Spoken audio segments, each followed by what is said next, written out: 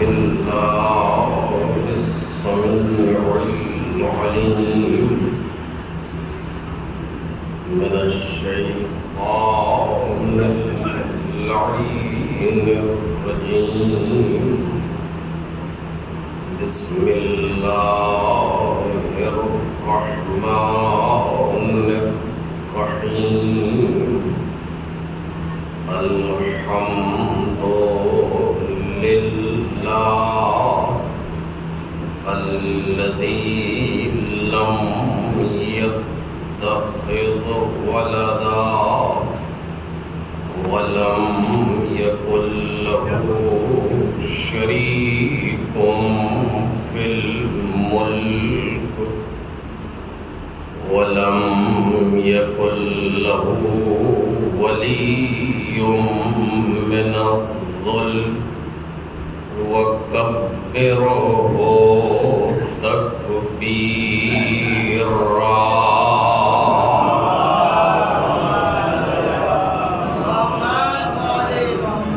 والصلاة والسلام والتحية والإكرام على سيد الأنام العبد المرتضى والنبي المجتبى والرسول المصطفى وآله الأطيبين الأطهرين الأكرمين المعصومين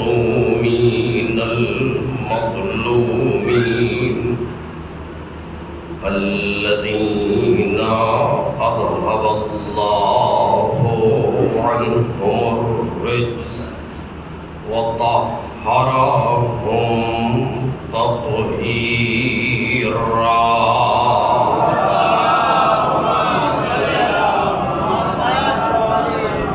لا سيما الزهراء والسر المستودع فيها واللعن الأبدي على أعدائهم أجمعين أما بعد فقد قال مولانا علي بن الحسين عليهم السلام بك عرفتك وأنت دللتني عليك ودعوتني إليك ولولا أنت لم أدر ما أنت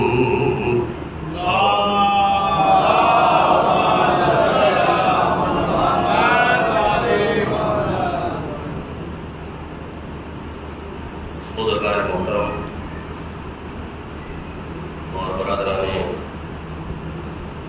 گرامی حضرت،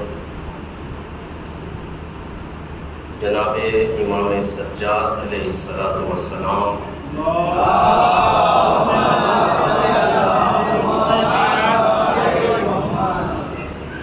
کی دعا کا ایک فقرہ ہے کہ جس کے ضمن میں ہماری گفتگو ہو رہی ہے۔ امام علیہ السلام اپنے پروردگار سے گفتگو کر رہے ہیں اور اس گفتگو میں فرماتے ہیں کہ بِکَ عَرَفْتُکَ، میں نے تجھ کو تجھی سے پہچانا ہے، وَأَنْتَ دَلَلْتَنِي عَلَيْكَ، اور تو نے میری رہنمائی اپنی طرف کی ہے، وَدَّعَوْتَنِي إِلَيْكَ، اور تو نے مجھے اپنی طرف بلایا ہے. وَلَوْلَا أَنْتَ لَمْ أَدْرِ مَا أَنْتَ، اور اگر تو نہ ہوتا تو میں یہ نہیں جانتا کہ تو کون ہے. اس میں گفتگو کے بہت سے رخ ہیں کہ جن پر علماء اور صاحبان نظر نے گفتگو کی ہے. میں اپنے حسب حیثیت ایک گفتگو آپ کے سامنے پیش کر رہا ہوں، اور وہ ہے کلمات سجادیہ کی روشنی میں جو ان جملوں سے جو بات ظاہر ہو رہی ہے وہ ہماری زندگی کا مقصد اور ماحصل ہے. اور وہ مقصد اور ماحصل کوئی خطابانہ یا شاعرانہ نہیں ہے، بلکہ معصومانہ ہے. اور اس کو ائمہ طاہرین علیہم السلام نے، قرآن مجید نے، رسول اللہ صلی اللہ علیہ وآلہ وسلم اور احادیث قدسی وغیرہ نے بیان کیا ہے. اور وہ مقصد ہے کہ ہم اس کائنات میں صرف اور صرف ایک مقصد کے لیے آئے ہیں کہ جو مقصد شناخت پروردگار ہے، معرفت باری تعالی ہے. اللہ تعالی کو پہچاننے کے لیے ہم خلق کیے گئے ہیں. باقی جتنے مقاصد ہیں وہ سب اسی مقصد کو حاصل کرنے کے لیے ہیں. مثلا قرآن مجید میں آپ نے سنا ہے کہ ما خلقت الجن والانس الا لیعبدون، میں نے جنوں کو اور انسانوں کو نہیں پیدا کیا مگر اس لیے کہ وہ میری عبادت کریں. وہ غرض عبادت کیا ہے؟ پروردگار عالم اگر اپنی عبادت کے لیے خلق کر رہا ہے تو غرض عبادت کیا ہے؟ غرض عبادت معرفت پروردگار ہے. کیونکہ ہر عبادت میں آپ کہتے ہیں قربتاً الی اللہ، اس کے بغیر کوئی عبادت ہے ہی نہیں. جس کو قصد قربت کہا جاتا ہے، قربتاً الی اللہ، جو بھی عبادت ہے مستحب ہے، واجب ہے، کچھ بھی ہے، لیکن یہ لفظ اس کے اندر موجود ہے. البتہ کہنا ضروری نہیں ہے، سمجھنا ضروری ہے کہ ہم جو بھی کر رہے ہیں اگر وہ عبادت ہے کہ ہماری زندگی کا ہر فعل عبادت ہے. اگر ہم چاہیں تو ہر فعل ہمارا عبادت بن سکتا ہے اگر ہم چاہیں. اور جب ہر فعل عبادت بن سکتا ہے تو ہر فعل کو قربتاً الی اللہ ہونا چاہیے. مثلا میں ابھی آپ کے سامنے خطاب کر رہا ہوں تو ہمیں قربتاً الی اللہ بولنا چاہیے. آپ اس وقت فرش عزائے حسین سلام اللہ علیہ پر بیٹھے ہیں تو آپ کو قربتاً الی اللہ بیٹھنا چاہیے. اگر کسی نے مجلس کی بنا کی ہے، مجلس کا کوئی بانی ہے تو اس کو قربتاً الی اللہ بنا کرنا چاہیے، تاکہ جب ہم مجلس پڑھ کے اتریں تو ہم محسوس کریں کہ ہم اللہ سے کچھ قریب ہو گئے. آپ جب مجلس سن کے اٹھیں اور فرش عزا سے باہر نکلیں تو یہ احساس پیدا ہو کہ جیسے خدا سے کچھ قربت پیدا ہو گئی. بانی مجلس جب مجلس برپا کر کے فرش کو سمیٹ رہا ہو تو یہ دل میں احساس پیدا ہو کہ ہم اللہ سے کچھ قریب ہو گئے. دیکھ رہے ہیں کہ صحیح ہے یا غلط ہے؟ اور اگر ایسا نہیں ہے تو پھر یقیناً ہم نے وہ کام قربتاً الی اللہ نہیں کیا. اور جو کام قربتاً الی اللہ نہیں ہے یقیناً وہ کام امام حسین کے لیے بھی نہیں ہے. بالکل درست کہہ رہا ہوں آپ سے دو چار کے طریقے سے کہ جو کام قربتاً اللہ نہیں ہے وہ کام ائمہ طاہرین کے لیے بھی نہیں ہے، اور برعکس بھی ایسا ہی ہے، جو کام ائمہ طاہرین کے لیے کیا جائے وہ قربتاً اللہ ہے۔ ایک صلوات پڑھیں محمد و آل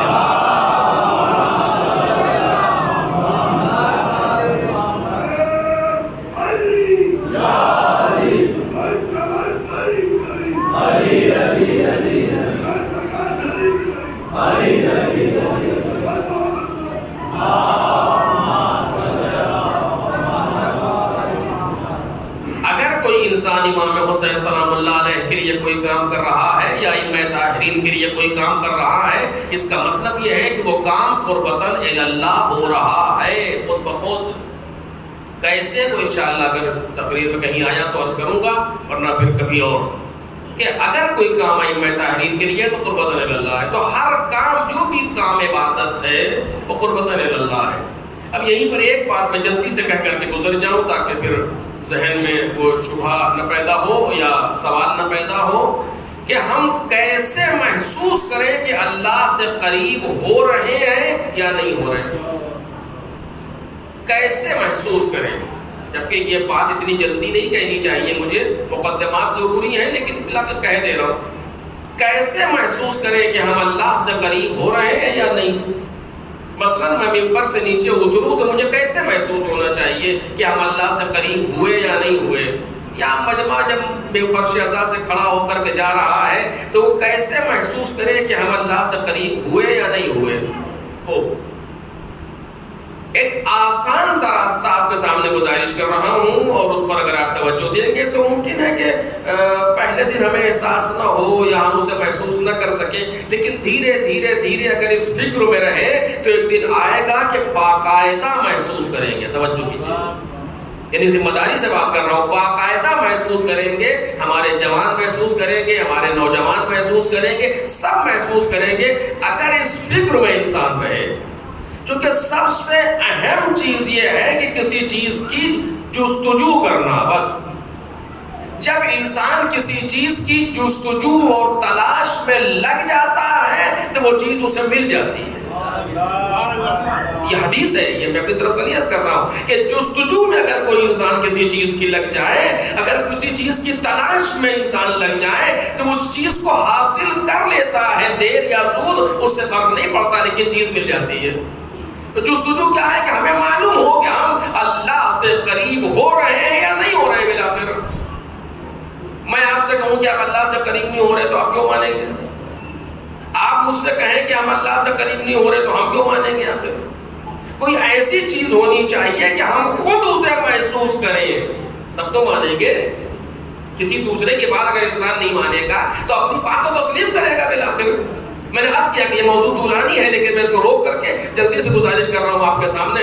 آپ نے پڑھا ہے قرآن مجید میں سورہ بقرہ میں کہ اللہ ولی الذین آمنوا، اللہ ایمان لانے والوں کا ولی ہے۔ ولی یعنی سرپرست، ولی یعنی صاحب اختیار، ولی یعنی جس کو ہمارے اوپر ہم سے زیادہ اختیار ہے شریعت کی طرف سے، اسے ولی کہتے ہیں۔ جیسے مثلا ایک کنواری بچی کا ولی اس کا باپ یا اس کا دادا ہے۔ مطلب کیا ہے کہ بغیر باپ کی اجازت کے یہ عقد نہیں کر سکتی، یا اگر باپ نہیں ہے دادا موجود ہے تو بغیر دادا کی اجازت کے عقد نہیں کر سکتی۔ ولی ہے اس کا، وہ چچا ولی نہیں ہے، بڑا بھائی ولی نہیں ہے، ماں ولی نہیں ہے، کوئی اور ولی نہیں ہے، باپ ولی ہے یا دادا یا پردادا، یا اس سلسلے سے یعنی ولایت سمجھائی جا رہی ہے کہ تمہارے اوپر تم سے زیادہ حق رکھتا ہے تمہارا ولی۔ ایک صلوات پڑھے محمد اور آل محمد۔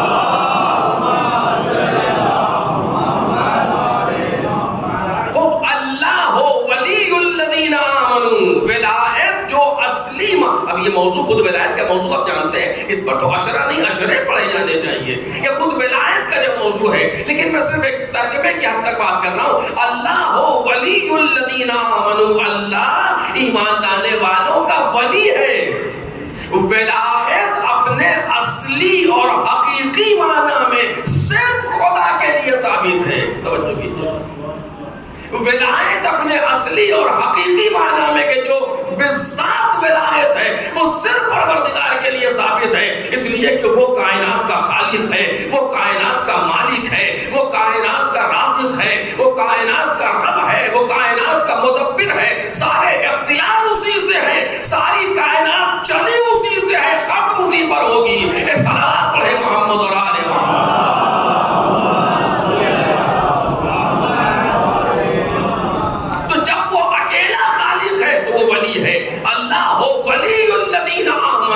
اللہ ایمان لانے والوں کا ولی ہے.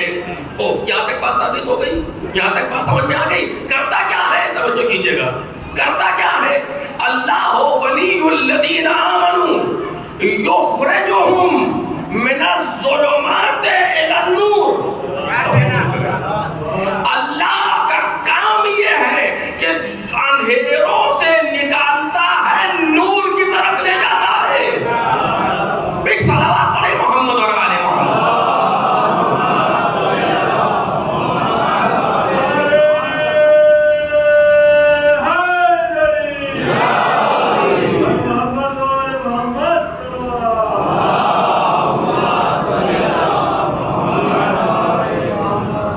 اللہ کا کام یہ ہے. قرآن مجید کہہ رہا ہے سورہ بقرہ آیات کرسی میں سے ایک آیت ہے یہ کہ اللہ ولی الذین آمنوا یخرجہم من الظلمات الی النور.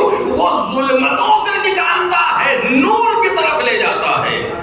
اب یہ میں نے عرض کیا پہلے آپ سے معذرت کے ساتھ کہ موضوع طولانی ہے لیکن روک رہا ہوں. یہاں نور و ظلمت سے مراد نور و ظلمت مادی نہیں ہے کہ رات سے نکال کے دن میں لے آئے. بحث یہ نہیں ہے کہ اندھیرے سے نکال کے روشنی میں لے جائے، کوٹری سے نکال کے آنگن میں لے آئے. مطلب یہ نہیں ہے. نہیں، وہ چیزیں جو ظلمانی ہے اس سے نکال کے نورانیت کی طرف لے جاتا ہے. جہالت سے نکالتا ہے، علم کی طرف لے جاتا ہے. علم نور ہے، جہالت ظلمت ہے. گمراہی سے نکالتا ہے، ہدایت کی طرف لے جاتا ہے. گمراہی ظلمت ہے، ہدایت نور ہے. اس طرح پروردگار عالم یہ کام کرتا ہے. اب ہمیں کیسے معلوم ہو کہ ہم ظلمت، ہم اللہ سے قریب ہو رہے ہیں کہ نہیں؟ توجہ کیجئے. اللہ کے مقابلے میں کون ہے؟ طاغوت. اسی آیت میں والذین کفروا اولیاؤہم الطاغوت. جن لوگوں نے کفر کیا ہے، انکار کیا ہے، کسی بھی چیز کا انکار ہو، کفر بمعنی عام عرض کر رہا ہوں، کسی بھی چیز کا انکار ہو، جن لوگوں نے انکار کیا ہے ان کا ولی اور سرپرست طاغوت ہے. اس کا کام کیا ہے؟ بالکل خدا کے برعکس. یخرجونہم من النور الی الظلمات. وہ نور سے نکالتا ہے، ظلمتوں کی طرف لے جاتا ہے. اب ہم خود یہ سوچیں ہر مجلس پڑھنے کے بعد کہ ہمارے اندر نورانیت پیدا ہوئی یا نہیں. ہم مجمع سننے کے بعد باہر جاتے وقت سوچے کہ وجود میں نورانیت پیدا ہوئی کہ نہیں. بانی مجلس برپا کر کے سوچے کہ وجود میں نورانیت پیدا ہوئی کہ نہیں. معیار یہ نہیں ہے کہ لوگ کتنے تھے، معیار یہ نہیں ہے کہ کتنی دیر پڑھی گئی، معیار یہ نہیں ہے کہ تبرک میں کیا تقسیم ہوا. معیار یہ ہے کہ ہمارا وجود نورانی ہوا یا نہیں ہوا. ایک صلوات پڑھ دے محمد اور آل.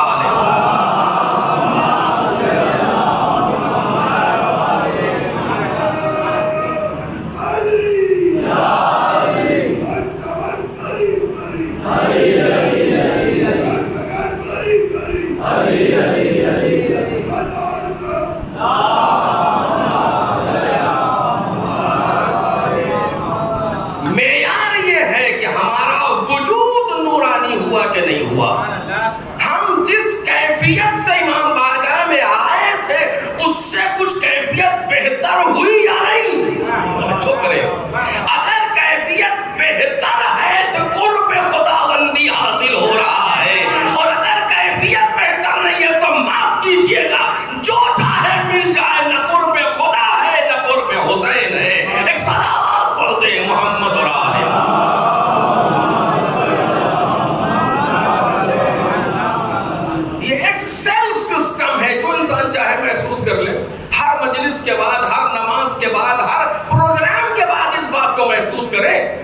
کہ ہمارے وجود میں نورانیت آئی یا نہیں آئی.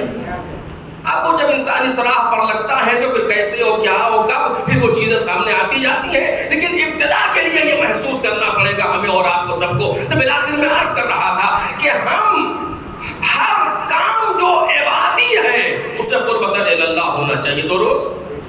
یعنی عبادت کا مقصد ہے قربت اللہ. توجہ کریں، یعنی عبادت خود مقصد نہیں ہے. تو پھر لیعبدون کے معنی کیا ہوئے؟ کہہ رہا نا کہ ما خلقت الجن والانس الا لیعبدون. ہم نے جنوں کو اور انسانوں کو نہیں پیدا کیا مگر اس لیے کہ وہ میری عبادت کریں. اگر عبادت مقصد آخر ہوتا تو قربت اللہ کے معنی نہ ہوتے. قربت اللہ بتا رہا ہے عبادت سے عبور کرنا ہے، قرب تک جانا ہے. یعنی یہ مقصد ہے لیکن درمیانی مقصد ہے، آخری مقصد نہیں ہے. اسی لیے علماء نے بیان کیا کہ لیعبدون ای لیعرفون، یعنی اپنی معرفت کے لیے اس پروردگار عالم نے پیدا کیا ہے. ایک صلوات پڑھیں محمد اور آل محمد.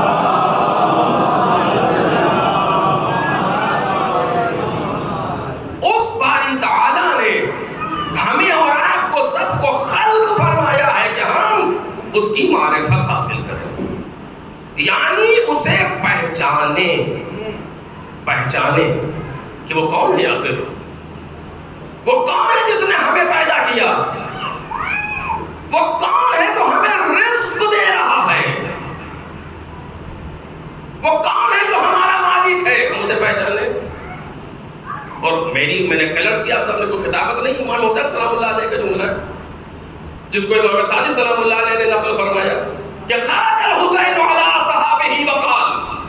امام حسین اپنے صحابیوں کے سامنے آئے اور آ کر کے فرمایا کہ ان اللہ عز و جل ذکرہ، وہ پروردگار جس کا ذکر عزیز و جلیل ہے، ما خلق العباد الا لیعرفوا، اس نے بندوں کو نہیں پیدا کیا مگر اس لیے کہ بندے اسے پہچانے. دیکھ رہے ہیں؟ اور اب کیسے پہچانے؟ جو سورس آف معرفت ہے وہ کیا ہے؟ میں نے کلرز کیا، دیکھنا، سننا، چھونا، چکھنا، سونگنا، کسی میں خدا نہیں آتا.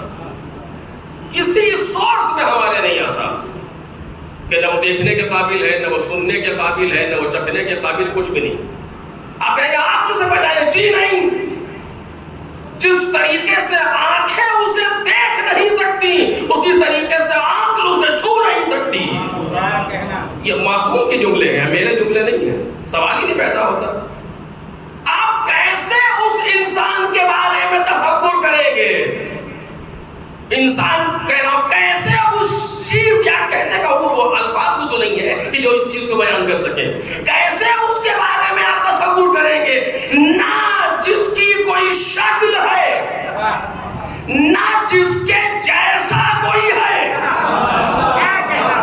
ایک صلوات پڑھیں محمد اور آل محمد.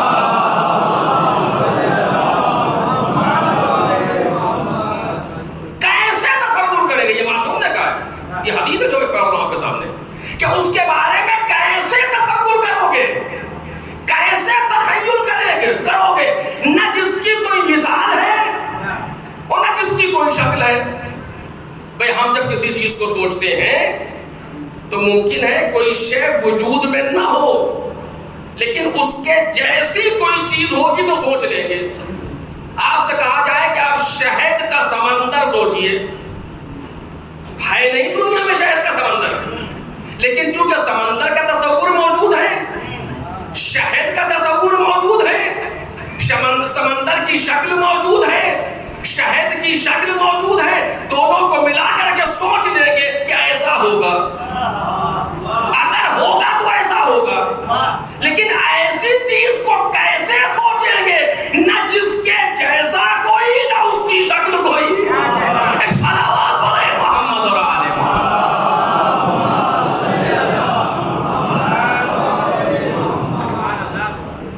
ہاں، اگر آپ عقل کی دنیا میں اتریں گے، اگر آپ عقل کے میدان میں جائیں گے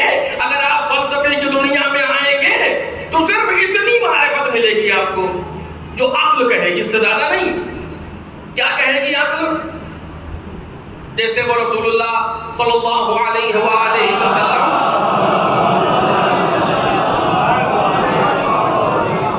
اچھا ایک چیز جلدی سے اور کہتا چلوں کہ ہمارے پورے دین میں دو چیزیں پائی جاتی ہیں، اصول اور فروع، اصل اور فرع۔ اصول دین میں تقلید حرام ہے، فروع دین میں تقلید اگر مجتہد نہ ہو تو ضروری ہے، درست؟ لیکن ہم نے کیا الٹ دیا، فروع دین میں ہم مجتہد ہیں جو کہتے ہیں کہ میری نظر یہ ہے، اللہ میری نظر، میرا خیال یہ ہے، یہ ہم فروع دین میں کہتے ہیں۔ اور اصول دین میں استاد نے بتایا تھا کلاس میں، اچھا استاد سے کیا مطلب ہے؟ آپ کو دلیل چاہیے، وجود پروردگار پر کسی استاد کی دلیل کافی نہیں ہے، اپنی دلیل چاہیے۔ یہ اور بات ہے کہ استاد کی دلیل کا ہم دفاع کر سکتے ہو، وہ الگ موضوع ہے، لیکن اس لیے چونکہ انہوں نے کسی کوئی کہا کہ میتھمیٹک میں 2 2 کتنے ہوتے ہیں 4 کا، کیوں کہ انہوں نے کہا ہے، وہ انہوں نے کہا، یہ عقلی چیز ہے، آپ کو سمجھنا چاہیے، یہ انہوں نے کہا کی بات تھوڑی یہاں پر چلے گی۔ میتھمیٹک ایک عقلی موضوع ہے، یہاں پر ہر انسان کو عقل کے لیے حاصل ہے کہ وہ سمجھ کے بیان کرے۔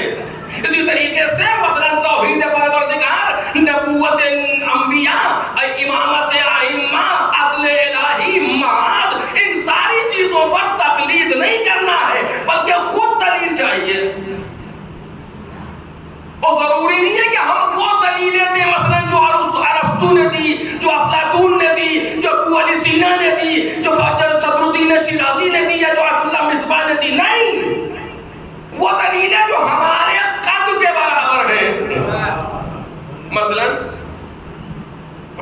جو عرض کر رہا تھا کہ رسول اللہ گزر رہے تھے، ایک بڑھیا کے پاس رک گئے، مسلمان تھی وہ، اس سے کہا کہ تم خدا کو مانتی ہو؟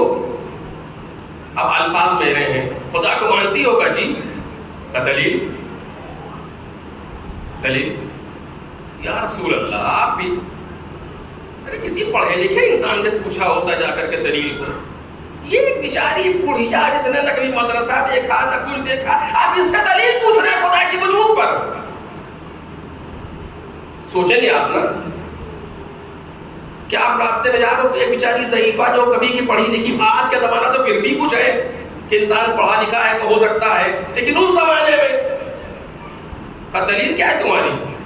مسکرائی، چرخہ چلا رہی تھی، اس نے ایک بار چرخے سے ہاتھ کھا لیا، کچھ دیر چپ بیٹھی رہی، رسول اللہ کا دلیل کا یہی ہے، توجہ کیجیے، دلیل کا یہی ہے کہ کیا مطلب؟ میں نے کہا الفاظ میرے ہیں، کیا مطلب؟ کہ یا رسول اللہ جب یہ معمولی سی چرخی میرے چلائے بغیر نہیں چل سکتی، جب یہ معمولی سی چرخی میرے چلائے بغیر نہیں چل سکتی تو اتنی بڑی کائنات بغیر چلانے والے کے کیسے چل رہی ہے؟ ایک صلوات پڑھ دے محمد اور آل محمد۔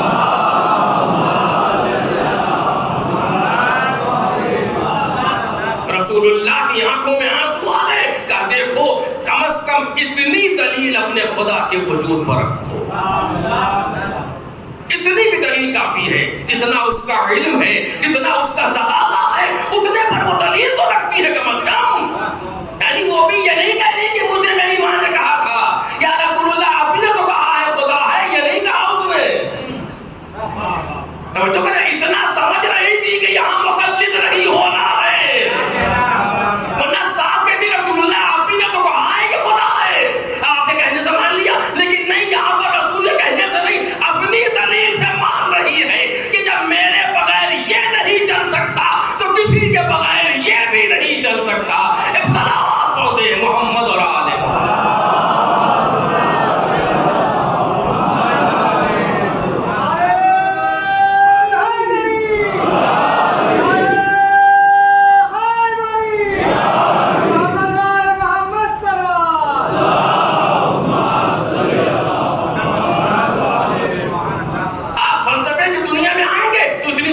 مل جائے گی، تھوڑا اس کو اور علمی کر کے بیان کر دے گا فلسفہ، مثلا عقل کے میدان میں آئیں گے تو اتنی دلیل آپ کو مل جائے گی، آپ کہیں گے پہاڑ ہے تو کوئی بنانے والا بھی ہوگا، بھی ہوگا, چاند ہے تو کوئی پیدا کرنے والا بھی ہوگا, آسمان ہے تو کوئی اس کا مالک بھی ہوگا, زمین کا فرش ہے تو کوئی اس کو بنانے والا بھی ہوگا. یہ آپ کہہ سکتے ہیں. اس سے زیادہ کا پتہ نہیں, اس سے زیادہ کوئی بیان نہیں کر پا رہا. توجہ کیجیے گا میرے عزیزوں, جو بات عرض کرنا چاہتا ہوں, اس سے زیادہ یہ ایک موہوم سا تصور پیدا ہوگا کہ کوئی ہے, کیسا ہے سمجھ میں نہیں آئے گا. بس وہ دیکھیں کہ پہاڑ بہت بڑے بڑے ہیں, ہمارا خدا اس سے بڑا ہے, یہی کہہ سکتا ہے. اور یہ بھی اگر آپ جائیں گے اس کی دقت میں جائیں گے تو شرک نکلے گا اندر سے, چونکہ اس نے پہاڑ کا مقایسہ کر دیا نا خدا سے, اور جب مقایسہ ہو جائے تو شرک سامنے آ جائے گا. ایک صلوات پڑھے محمد اور آل محمد.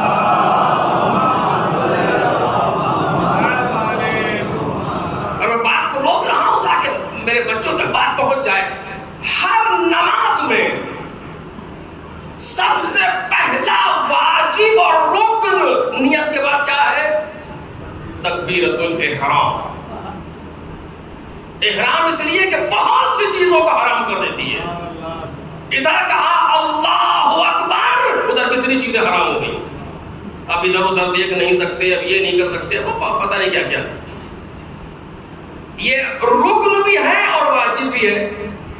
اس کے بغیر نماز باطل ہے اگر بھولے سے بھی کوئی چھوڑ دے. اب دیکھیے بعض اوقات انسان کی لا علمی اس کے لیے مصیبت بن جاتی ہے. قم میں ایک مسئلہ آیا کہ کوئی خاتون ہے جنہوں نے مثلا جن کی عمر 60-65 سال ہے اور انہوں نے 40 سال سے نماز پڑھ رہی ہیں بغیر تکبیرۃ الاحرام کے. اب کیا کریں گے؟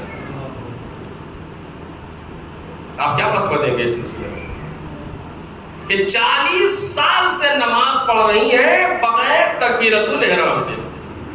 جس دفتر میں جا رہے ہیں وہ کہہ رہا پھر سے پڑھیں, قضا کرنا واجب ہے, نماز باطل ہے.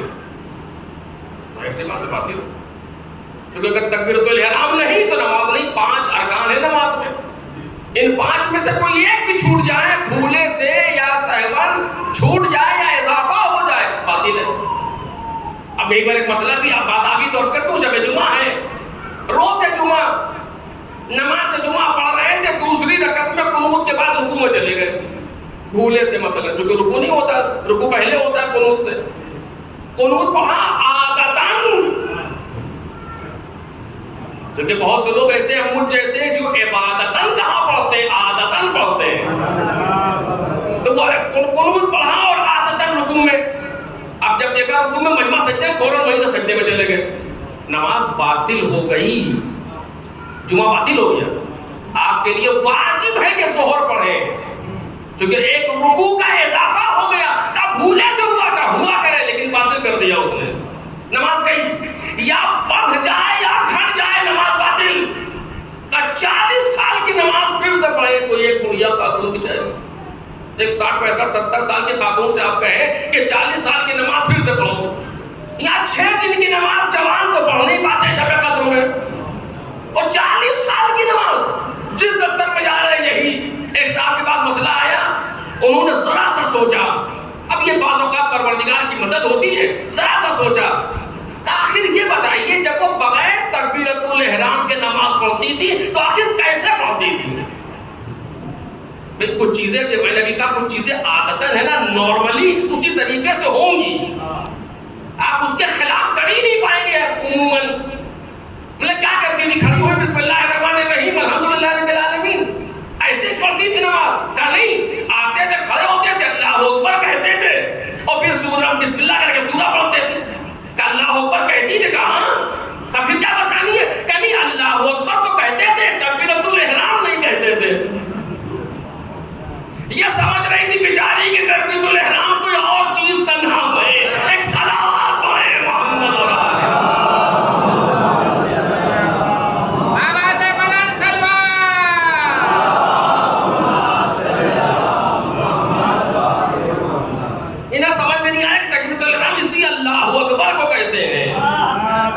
تکبیرۃ الاحرام. تکبیر یعنی بھائی اللہ اکبر, جو شروع میں اللہ اکبر کہا جاتا ہے یہی تکبیرۃ الاحرام ہے. اب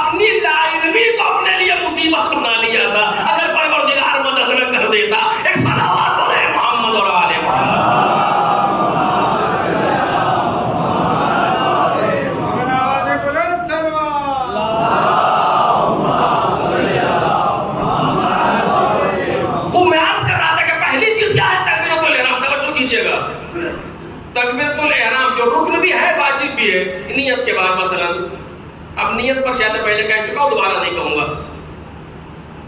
اس کے معنی کیا ہیں تکبیرۃ الاحرام کے؟ اللہ اکبر دو چیزیں ہیں، دو لفظیں ہیں، ایک لفظ اللہ، ایک لفظ اکبر. معنی کیا ہے؟ اللہ اکبر معنی کیا ہے اس کے؟ اللہ بڑا ہے. یہ ترجمہ الحمدللہ غلط ہے. اللہ بڑا ہے ترجمہ ہے اللہ کبیر کا. کبیر یعنی بڑا، توجہ کریں، کبیر یعنی بڑا. تو اللہ کبیر اگر کہا جاتا تو ترجمہ ہوتا اللہ بڑا ہے، لیکن کہا جا رہا ہے اللہ اکبر. اکبر کے معنی کیا ہے بالآخر؟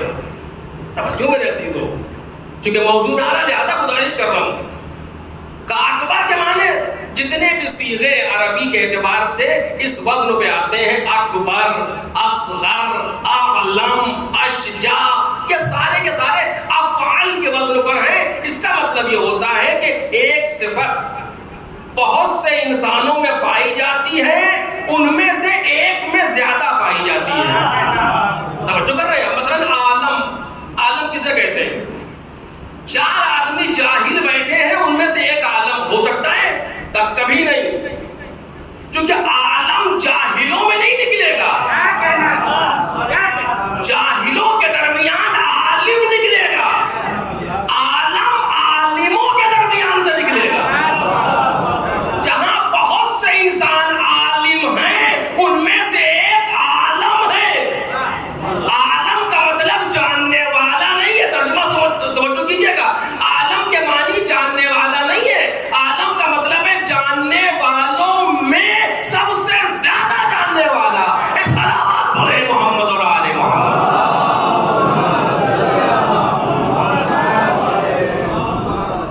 بزدلوں کے بیچ میں کوئی اشجاع نہیں پیدا ہوگا، شجاع پیدا ہوگا.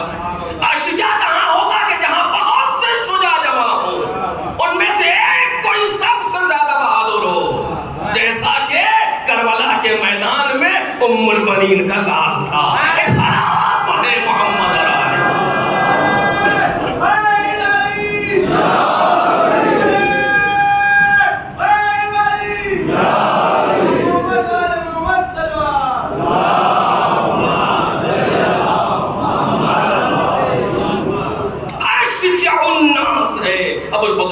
سلام اللہ علیہ.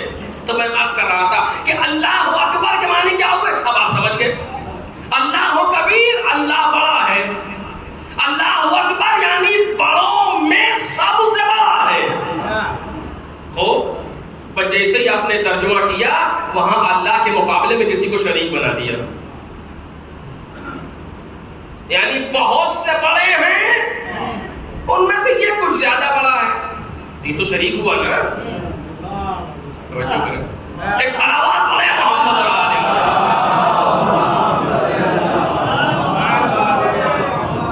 بھیا میں پھر سے اپنی بات کو کہہ رہا ہوں تاکہ میری بات بچوں تک پہنچ جائے. دہرانا نہیں چاہتا ہوں، نہ وقت لے رہا ہوں آپ کا، لیکن چونکہ ذرا سا سنجیدہ موضوع ہے. 10 لوگ بیٹھے ہوئے جاننے والے، عالم یعنی جاننے والے، 10 لوگ عالم بیٹھے ہیں. اس میں سے ہم سے پوچھا گیا تو ہم نے کہا کہ اس میں سے فلاں صاحب عالم ہے. یعنی کیا؟ علم کی صفت ان 10 میں پائی جاتی ہے، اس میں زیادہ ہے. یعنی 10 علم میں شریک ہیں، یہ کچھ زیادہ ہے. اسی کو تو شریک کہتے ہیں. بھئی یہی تو شرک ہوتا ہے. یعنی آپ نے خدا جیسے اور بھی بڑے ڈھونڈ لیے. لیکن اب ہوا نا سناٹا، تو تکبیر ہی خراب ہو گئی. خدا جیسے بہت سے بڑے ڈھونڈ لیے. اب خدا جیسا جو بڑا ہوگا تو اسے خدا ہی ہونا چاہیے. اللہ اکبر بڑوں میں بڑا، تو بڑے کون ہیں آخر؟ اس کے مقابلے میں کون بڑا ہے؟ آپ جب خدا سے قیاس کریں گے تو کون بڑا نظر آئے گا آپ کو کائنات میں؟ کوئی نہیں. سارے چھوٹے ہیں اس کے مقابلے میں. میں نہیں کہہ رہا ہوں. جناب مولا کائنات امیر بیان حضرت علی ابن ابی طالب علیہ السلام جب نہج البلاغہ میں سے ایک صفت علی ابن ابی طالب یہ بتاتے ہیں، متقین کی صفت، اپنی بھی نہیں، متقین کی صفت کہ یہ ہے کہ اعظم الخالق فی انفسہم فصغر ما دونہ فی اعینہم، اتنی خالق کی عظمت ان کے دلوں میں سما جاتی ہے کہ ان کی نظروں میں اس کے علاوہ سب چھوٹے دکھنے لگتے ہیں۔ یہ تو متقین کا حال بتا رہے ہیں مولا کائنات، اعظم الخالق فی انفسہم، ان کے نفسوں میں اتنی عظمت سما جاتی ہے خالق کی کہ فصغر ما دونہ فی اعینہم، اس کے علاوہ سارے کے سارے ان کو چھوٹے لگتے ہیں۔ آپ دیکھ رہے ہیں عظیم اور صغیر کا مقایسہ ہے۔ مولا یہ نہیں کہہ رہے کہ وہ اعظم ہے یا عظیم ہے، نہیں، تو اس اکبر کے مقابلے میں کبیر کون؟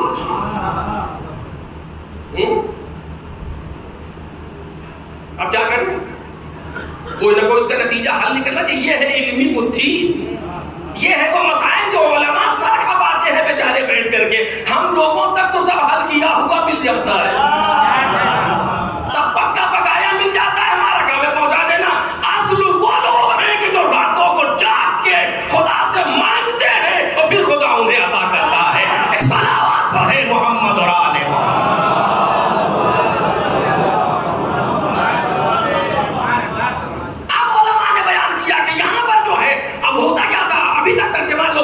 ابھی سے مراد کافی پہلے کی بات ہے، ترجمہ یہ کیا جاتا تھا اللہ اکبر من کل شیء، خدا بڑا ہے ہر چیز سے، کا چیز کون سی ہے اس کے مقابلے میں جس سے وہ بڑا ہے؟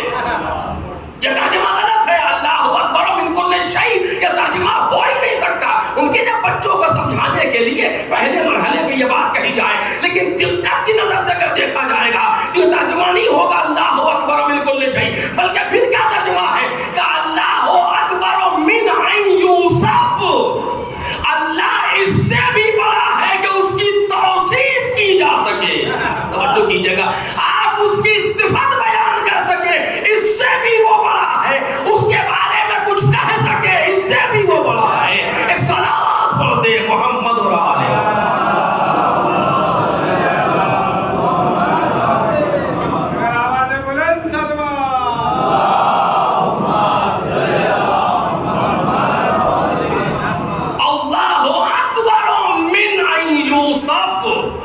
یوسف یعنی اس کے وصف بیان کر سکے، وہ کیسا ہے یہ بتا سکے، اس سے بھی بڑا ہے۔ یعنی ہم اس کے مقابلے میں یہ بھی نہیں کہہ سکتے کہ وہ کیسا ہے۔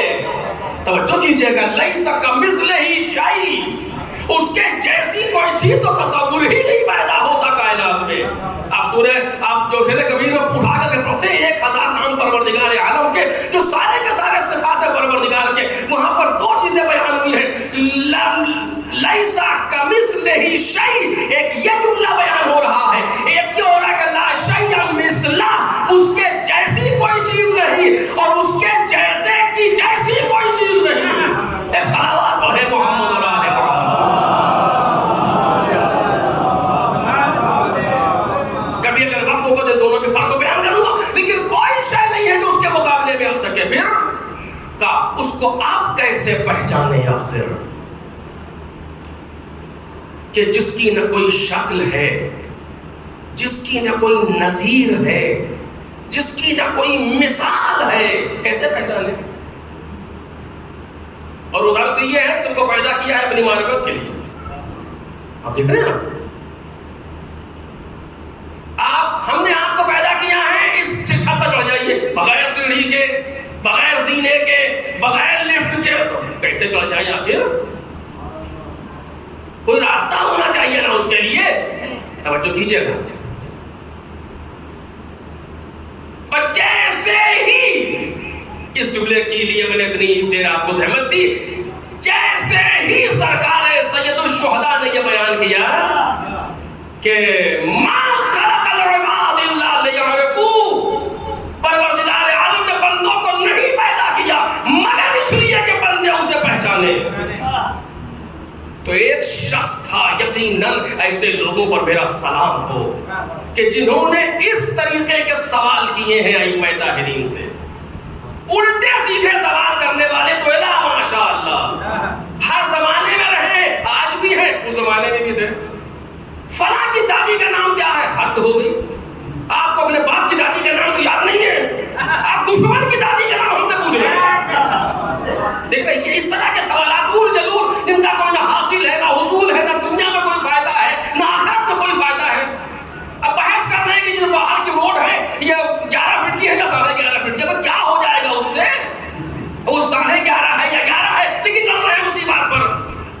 اس طرح کے ہمارے یہاں سوالات کیے جاتے ہیں، آپ اٹھا کر دیکھیے، ایسے ہی سوالات ائمہ تحریر سے بھی کیے جاتے ہیں، اور وہ بیچارے یا بیچارہ کہوں کیا کہوں، ایک عالم کی موت یہ ہے کہ اس کو جاہلوں کے درمیان چھوڑ دیا جائے۔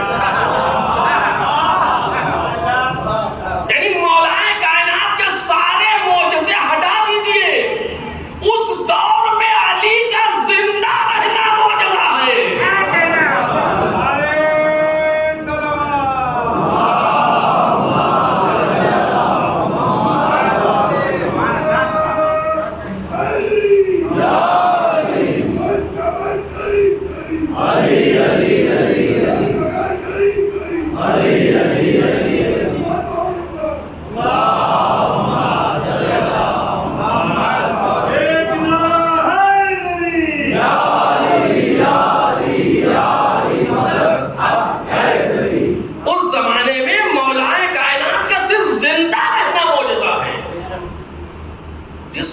سامنے انبیاء نہ ٹک سکیں، جس علی کے سامنے اوصیاء نہ کھڑے ہو سکیں، غیر آخری پیغمبر کی بات کر رہا ہوں، جس کے سامنے کوئی فرشتہ نہیں ٹک سکتا، وہاں یہ غیرے مولا کائنات کے سامنے،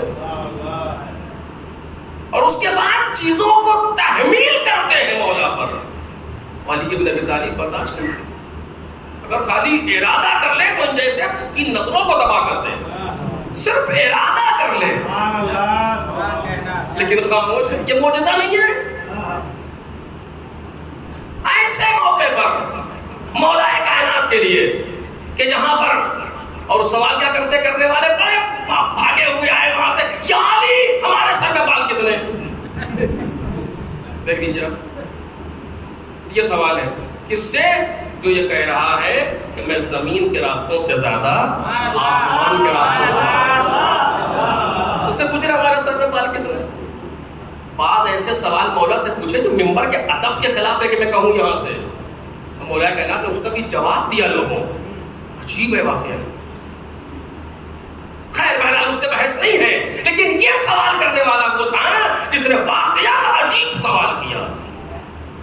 جیسا کہ اب بات آگئی، جلدی سے کہہ دوں، جناب مولا کائنات سے سوال کیا ایک شخص نے، ان کا نام تھا حمام، ہائے حبس سے، آئے کہنے کہ یا علی یا امیر المومنین صف لی المتقین حتی کانی انظر الیہم، اے مولا متقین کے صفات ایسے بتائیں کہ جیسے میں ان کو دیکھ رہا ہوں۔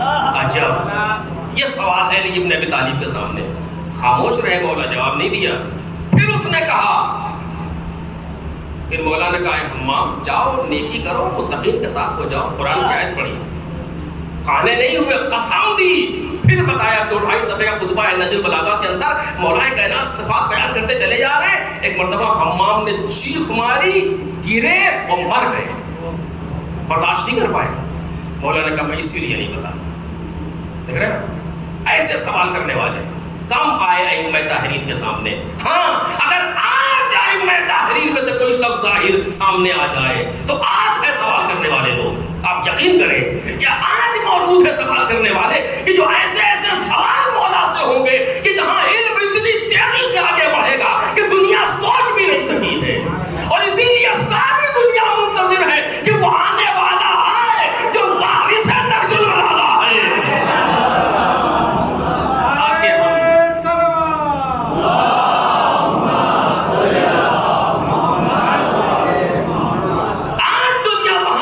ہے کہ جہاں آ کر کے ائمہ تحریر سے وہ سوالات کیے جائیں کہ زمین اور آسمان کے غلابے ملا دیے جائیں، آپ موجود ہیں لوگ، لیکن آنے والا آئے گا اور جواب دے گا ان ساری چیزوں کے کہ جو علمی گتھیاں آج موجود ہیں۔ بالآخر میں کہہ رہا تھا کہ جب امام حسین یہاں تک پہنچے، وقت تمام ہو رہا ہے، صرف ترجمہ کر رہا ہوں، تفصیل کل بیان کروں گا۔ جب مولا یہاں تک پہنچے کہ ما خلق العباد الا لیعرفوا، پروردگار نے بندوں کو نہیں پیدا کیا مگر صرف معرفت کے لیے، تو ایک شخص کہتا ہے یبن رسول اللہ جعلت فداک، اے فرزند رسول میری جان آپ پر قربان ہو جائے، اللہ رے ادب، میری جان آپ پر قربان ہو جائے، فما معرفت اللہ، توجہ کیجئے کہ میری جان آپ پر قربان ہو جائے، اللہ کی معرفت کیا ہے؟ اللہ کی معرفت کیا ہے؟ دیکھ رہے کتنا جانانہ سوال دیا اس نے. اتنا تو اس کو بھی معلوم تھا کہ پہاڑ کو دیکھو خلق کرنے والے کو پہچانو, زمین کو دیکھو اور خالق کو سمجھو. تو اتنا تو یہ بھی جانتا ہے, لیکن یہ جانتا ہے کوئی اور چیز ہے جس کے لیے سرکار سید الشہداء کہہ رہے ہیں کہ ما خلق العباد الا لیعرفوا. یہ پوچھتا فما معرفت اللہ, اللہ کی معرفت کیا ہے؟ توجہ کیجئے گا عزیزو, گفتگو آج اور کل کی ملا کے سوچئے گا, ورنہ نتیجہ غلط ہو جائے گا. تو میں ذمہ دار نہیں, چونکہ وقت تمام ہو رہا ہے. آج صرف ترجمہ کر رہا ہوں, کل آپ کے سامنے تفصیل بیان کروں گا. ایک صلوات پڑھیں محمد اور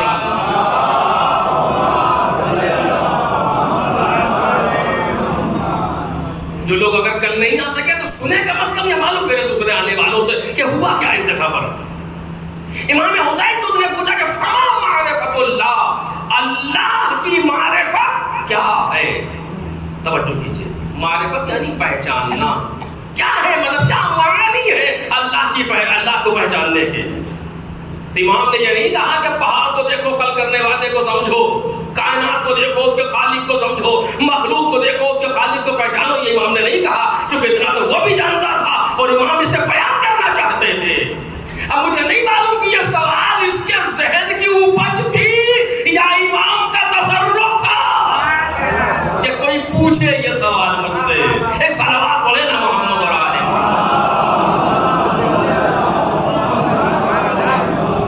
کہتے فما معرفت اللہ, اللہ کی معرفت کیا ہے؟ توجہ میرے عزیزو, امام نے فرمایا معرفت اہل کل زمان امامہم, ہر زمانے کے لوگوں کا اپنے امام کو پہچاننا. یہ کیا ہے؟ یہ اللہ کی معرفت ہے.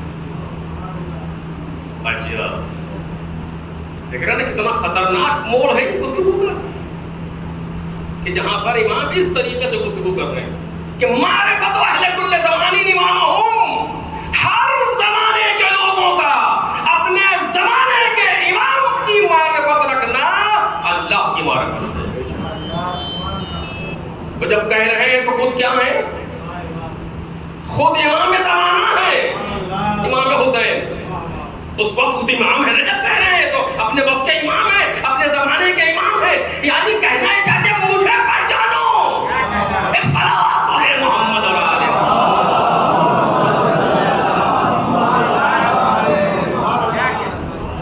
سوال کیا ہے؟ معرفت اللہ. جواب کیا ہے؟ معرفت الامام.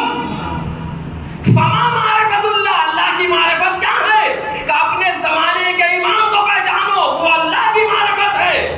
لیکن یہ حدیث یہاں پر ختم ہو گئی, لیکن یہ دھیان رہے کہ اللہ اللہ رہے, امام امام رہے.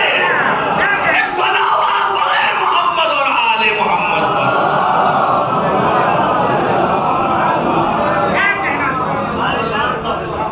چونکہ اگر معرفت چاہتے ہو, معرفت اہل کل زمان امامہم, ہر زمانے کے لوگوں کا امام کو پہچاننا. امام کو پہچاننا اللہ کی معرفت ہے, لیکن وہ اللہ ہے, یہ امام ہے. اس فرق کو سمجھ لینا, توجہ کیجئے گا, اس فرق کو محسوس, اس پر گفتگو انشاءاللہ کل ہوگی. اس فرق کو محسوس کرنا, یہ جملے ہمارے, یہ حدیث میں نہیں ہے, حدیث یہاں پر تمام ہو گئی کہ معرفت اہل کل زمان امامہم, ہر زمانے کے لوگوں کا اپنے دور کے امام کو پہچاننا, یہ اللہ کی معرفت ہے. اب آپ نے سمجھا کہ وہ حدیث کیوں ہے کہ من ماتا ولم یعرف امام زمانہ ماتا میتۃ جاہلیہ, جو مر جائے اور اپنے زمانے کے امام کو نہ پہچانے وہ کفر کی موت مرتا ہے. ایک صلوات پڑھ دے محمد اور آل.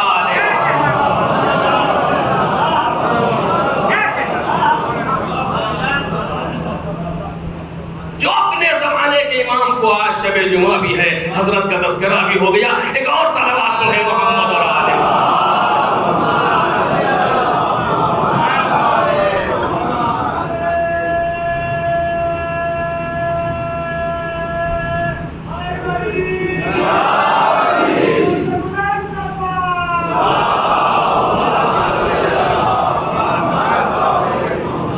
وہ یہ حدیث متفق بین الفریقین ہے, برادران اہل سنت کی یہاں بھی موجود ہے, اور مذہب تشیع میں بھی پائی جاتی ہے کہ من مات ولم یعرف امام زمانہ مات میتۃ جاہلیہ. مختلف الفاظ سے یہ حدیث صحیح مسلم کے اندر بھی موجود ہے اور دوسری معتبر کتابوں کے اندر موجود ہے. برادران اہل سنت کی شیعوں کے یہاں بھی موجود ہے کہ من مات ولم یعرف امام زمانہ مات میتۃ جاہلیہ. آج معرفت اللہ کیا ہے؟ معرفت امام وقت. معرفت امام. اب کیسے؟ یہ انشاءاللہ بات میں آپ کے سامنے گزارش کروں گا. اب آپ پہچانے امام کوئی ایک ایسا انسان نہیں ہے جو ہم جیسا ہو تمام چیزوں میں. نہیں، امام مدار کائنات ہے. امام محور کائنات ہے. جس طریقے سے پرکار کی نوک کو رکھ کر کے آپ گھما دیں تو دائرہ اسی نوک سے بنے گا، ورنہ دائرہ خراب ہو جائے گا. وہ محور کائنات کے لیے امام کی ذات ہے. انشاءاللہ آگے بڑھوں گا جہاں تک ممکن ہو سکا. گزارش کروں گا آپ کے سامنے کہ کس طریقے سے ہے کہ جو امام نے فرمایا امام سجاد نے، ابھی وہاں تک پہنچ نہیں پا رہا ہوں، اس کے مقدمات طے کر رہا ہوں آپ کے سامنے کہ مطلب کیا ہے ان جملوں کا آخر کہ جو جناب امام سجاد فرما رہے ہیں کہ پہچانو پہلے امام کہتے کسے ہیں. اور آپ یعنی عجیب ہے واقعہ، محور کائنات، مدار کائنات، تمام عالم کون کا دار و مدار جس ذات پر ہوتا ہے وہ وقت کا امام ہے. آپ دیکھیں یہ جملہ بہت سخت ہے اور یہ اس زمانے کا جملہ نہیں ہے، یہ ماہ مبارک رمضان اور شب قدر کا جملہ ہے، لیکن میں جلدی سے چونکہ امام کی بات آئی ہے جلدی سے عرض کر رہا ہوں. تنزل الملائکۃ والروح فیہا بإذن ربہم من کل امر. ملائکہ اور روح نازل ہوتے رہتے ہیں اس شب میں تمام امر لے کر کے. کس کے پاس آتے ہیں؟ آج تک کسی نے ادعا کیا کہ میرے پاس آتے ہیں؟ کون ہے کائنات میں جس کے پاس ملک نازل ہوتے ہیں؟ رسول اللہ کے بعد کوئی ہونا چاہیے رسول اللہ جیسا.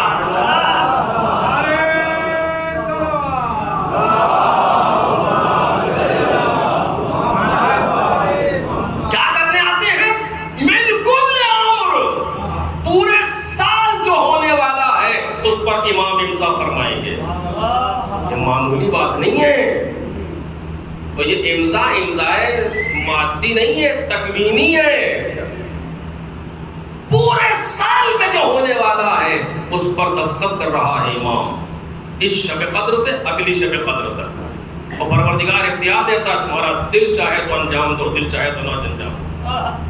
ہم نے تمہیں شب قدر دی ہے. رسول اللہ گھبراتے کیوں ہو؟ ہم تمہیں شب قدر دے رہے ہیں. یہ سارے امور انجام دینا ہے لیکن اختیار تمہیں. سوچیا کہ جب اس شب قدر میں حسین ابن علی نے امضا کیا ہوگا تو کن کن چیزوں پر دستخط کی ہے حسین ابن علی نے. علی اکبر کی شہادت، قاسم کو پامال ہونا، ابو الفضل العباس کے شان قلم ہونا، اور کیا اور کیا. اور امام سجاد نے کن چیزوں پر امضا کیا؟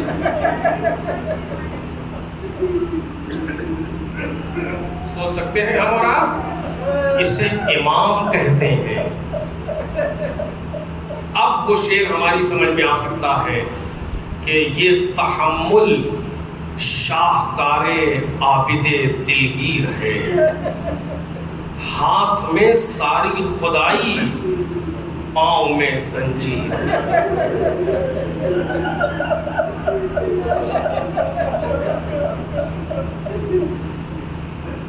میرے لال یہ جو اونٹ آ رہے ہیں ان میں ایک آگے آگے مڑ کر کے کچھ کہہ رہا ہے پیچھے والوں سے. کیا کہہ رہا ہے؟ یہ کہہ رہا ہے کہ ہمارے پشت پر اطفال آل محمد بیٹھیں گے. آہستہ چلنا، کوئی بچہ گر رہا ہے.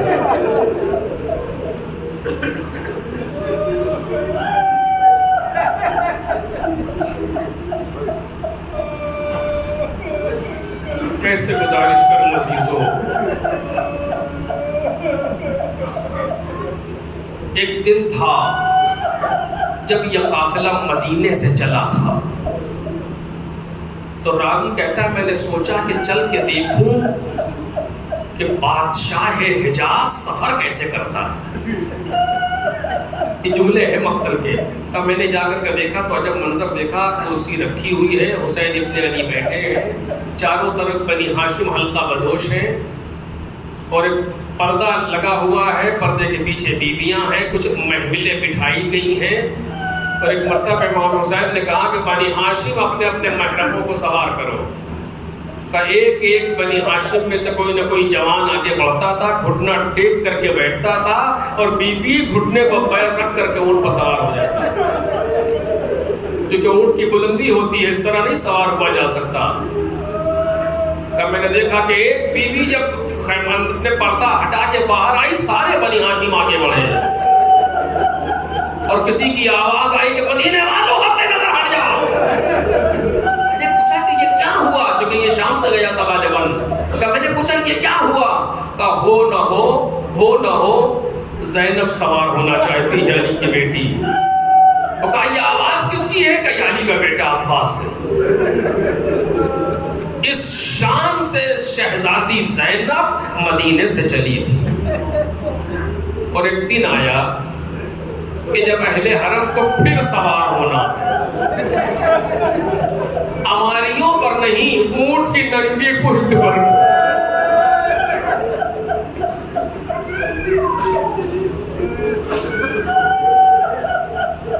کون سوار کرے ان بیویوں کو. اب تو علی اکبر تو نہیں رہ گئے, اب قاسم تو نہیں رہ گئے, اب تو محمد تو نہیں ہے, کوئی نہیں ہے, اب کون سوار کرے. جناب زینب آگے بڑی, گھٹنا ٹیک کر کے علی کی بیٹی بیٹھی, اور آواز دی آؤ. ایک ایک سے کہا آؤ سوار ہو جاؤ. کسی کی ہمت نہیں پڑتی کہ جناب زینب گھٹنے پر پیر رکھ کر کے بیٹھ جائے. لیکن جلال زینبی کا عالم یہ ہے کہ کوئی بیوی ٹک بھی نہیں پا رہی. جب فضہ کو بھی سوار کر لیا تو جب نہیں جناب زینب نے نہر کا رخ کیا ہو میرے بھائیا, ارے سب کو تو ہم نے سوار کر دیا بھیا. یہ بتاؤ یہ بہن کیسے سوار ہو. امام سجاد اور کریہ میری سوالے.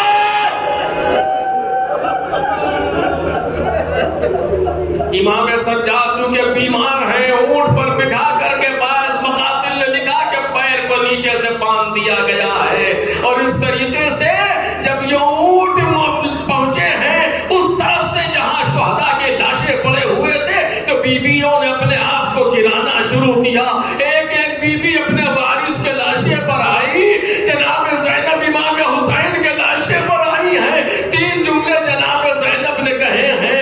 ایک جملہ پروردگار عالم سے کہا, دوسرا جملہ اپنے نانا سے کہا, اور تیسرا جملہ اپنے بھیا حسین سے کہا. پہلا جملہ کہتی ہے امام حسین کی لاش کے نیچے ہاتھ کو لگایا, آسمان کی طرف دیکھا, آواز دی اللہم تقبل منا ھذا القربان. اے پروردگار ہم اہل بیت سے یہ قربانی قبول کر لیں.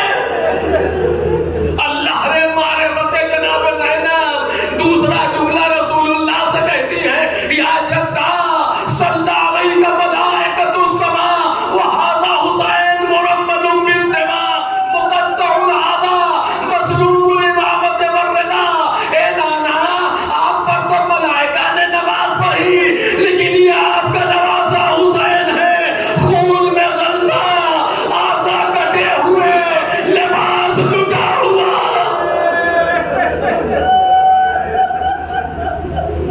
تیسرا جملہ اپنے بھیا حسین سے کہتی ہے یا اخی لو خیرت بین الرحیل والمقام لاخترت المقام. اے بھیا اگر مجھے اختیار دے دیا جاتا کہ میں جاؤں یا یہاں ہی رہوں, اے بھیا میں آپ ہی کے پاس رہتی, چاہے کچھ ہو جاتا. اور اتنا کہہ کر کے زینب جب مڑی, بس آخری جملہ, جب زینب مڑی کو جب منظر دیکھا, سید سجاد اونٹ کی بلندی سے اپنے بابا کے لاشے کو دیکھ رہے ہیں, اور ایسا لگ رہا ہے کہ روح پرواز کر جائے گی. ارے جلدی سے اٹھی, باپ کی لاش اور بیٹے کے درمیان کھڑی ہوئی, توجہ کو اپنی طرف کیا.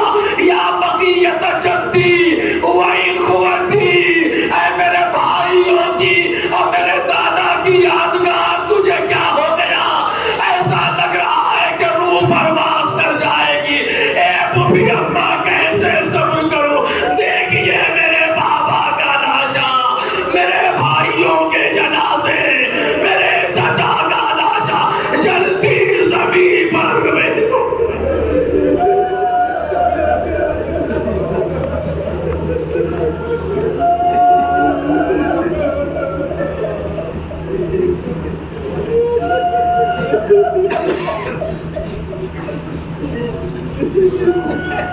سيعلم الذين ظلموا أي منقلب ينقلبون ألا لعنة الله على القوم الظالمين إنا لله وإنا إليه راجعون